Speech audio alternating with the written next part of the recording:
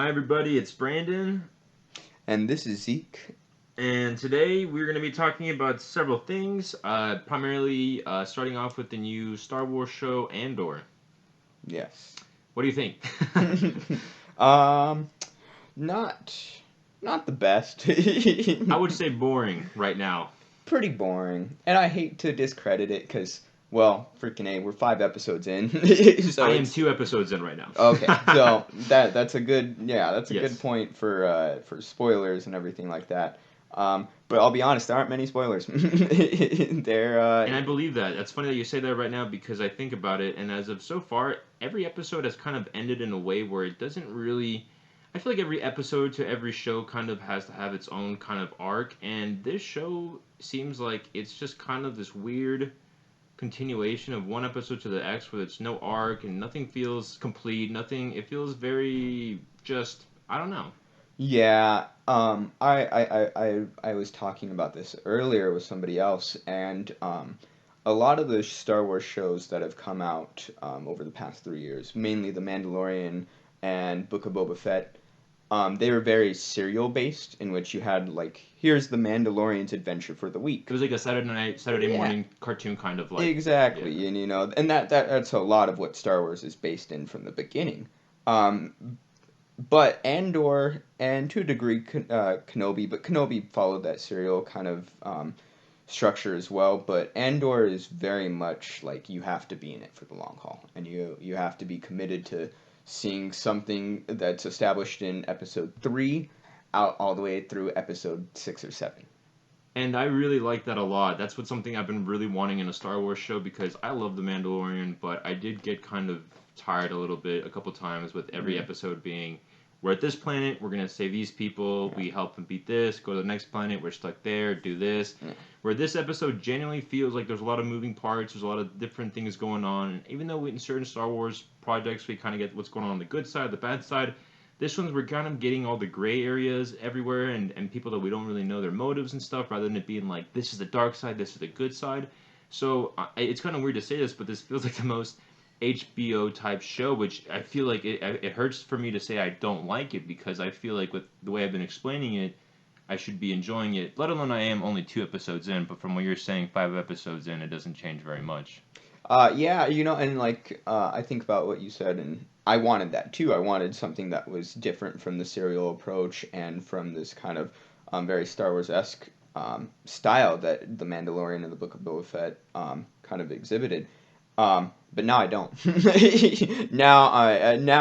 Well, I think I want more of a balance because you're right in the sense that this is very much kind of an HBO Game of Thrones where it's kind of a long game plan that we have to see out and realize it's a slow burn that's really going to focus in on these characters and just getting to live every day with them.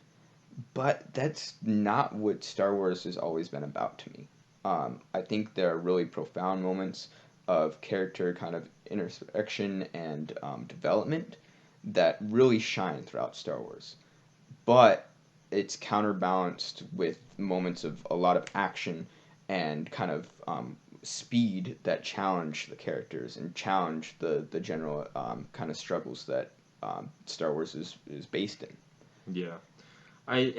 Also I just want to say this is probably one of the most visually looking It is beautiful. things. I mean, not just visually like cinematography, but just the set. I mean, there's a lot of pictures that they show of all like the actual built sets that they did. I mean, almost Hmm. every shot that they did was, Yeah, actual built sets rather than them using the screen that they used in Mandalorian. So it yeah. is very interesting to see how even just it's not some weird CGI screen. Even though Star Wars has better CGI than most other properties. Like Marvel right now, we know is a little struggling with stuff, but Yeah. their backdrops are nice. I get it. Whatever. She hulking. Yeah, She Hulk doesn't. She comes around. But no, that show is beautiful, and it's cool because I mean you'll see this later, but not only does it have the actual sets and practical effects working for it, but it has a really good use of the natural environment. And it's phenomenal, and it really does make it unique for the Star Wars project that that we've seen as of recently, because a lot of the more recent Star Wars projects have just taken place on Tatooine, which You know, it can be visually cool, but it's pretty tried and true at this point. So it's nice to see kind of a fresh experimentation with the settings of Star Wars and, like you said, the set designs. But it feels prolonged, and you know I think that I would enjoy this show a lot more if it did have, and I hate to say this because it just makes me sound like, oh, Star Wars should just be, you know, blaster shots and, you know, cool stormtroopers and everything like that. Yeah. And to a degree it should, but Yeah. but I think it needs a little bit more flair, more what I would call higher stakes, because we see. I don't want to spoil too much for you, but we see, or you know, we don't even see it. We just hear about the Imperial threat a lot, and this looming kind of growing rebellion and everything like that.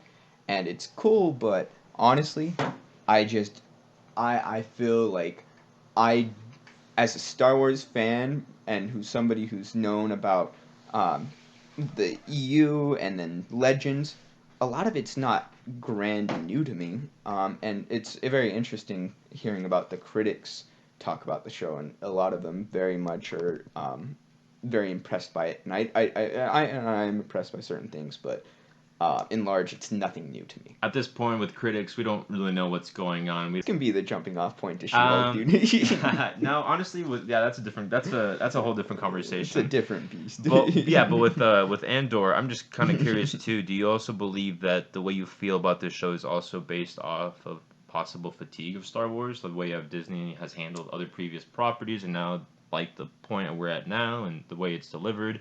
Do you think that possibly that's kind of the biggest correlation to your feelings on this show? In the sense that I have seen, and kind of like I was saying, I've seen, I know about a lot of the ideas and kind of different struggles that are being depicted in Andor right now, mainly through shows like Star Wars Rebels and through old comics that talked about the formation of the rebellion. Um, I'm familiar with the kind of stories and struggles, and it's cool to see that on screen. But to me, it's been done before, and in all honesty, I don't appreciate, and I won't say too much because I think you find out more about this, but it's established in episodes 1 and 2 that but I don't think Andor's origins are very unique, and because to me he's presented as very much a much darker version of Han Solo, in the sense that he didn't want to be involved in the rebellion. I sensed that too strongly. I was like, this is literally, I didn't, like, that was not the backstory I expected for him at all. Yeah, and you know, it's funny because it works, but I'm like, yeah, I've seen this before. I saw this in episode 4 with the roguish Han Solo saying, "Oh, I'm just doing this for money" and everything like that. And I think with how Andor was established in Rogue One, it seemed like he literally said, I've been in this fight since I was 6 years old. So I wanted to see somebody who had just completely been engrossed by that need to rebel against the Empire, and to have that define his every kind of, his youth and his adulthood and everything like that. And it isn't like that. And as you'll see in later episodes, it doesn't get into that at all. Yeah, that was definitely the first thing that I thought about when watching this show, because I did like the cutscenes where it showed him in his indigenous like tribe when he was younger, and that's kind of what I expected more of, kind of entirely when he meant in Rogue One, where we hear this gritty backstory and all the things that he's that and happened. I don't know what was up with those kids. It was just some Lord of Flies. It's cool, but I just to me it almost didn't feel very Star Wars-esque at the same time. Yeah. And yeah, it didn't represent that his backstory as he established it in Rogue One. I liked it, but as of so far right now, I mean, I don't know. I haven't seen much of it, but I can definitely tell you that it doesn't make sense with what's going on with him and during the modern day. Like, I don't know. They explained about his mom, right? Was that his biological mom? No, so it's like an adopted mom. Okay. Yeah, it's and that's the thing, is that it doesn't. I guess of course you learn it. It takes a while to learn it, but you're just like, the attachment to the characters too. That's something that this show struggles with. Like, did you realize who the mom was?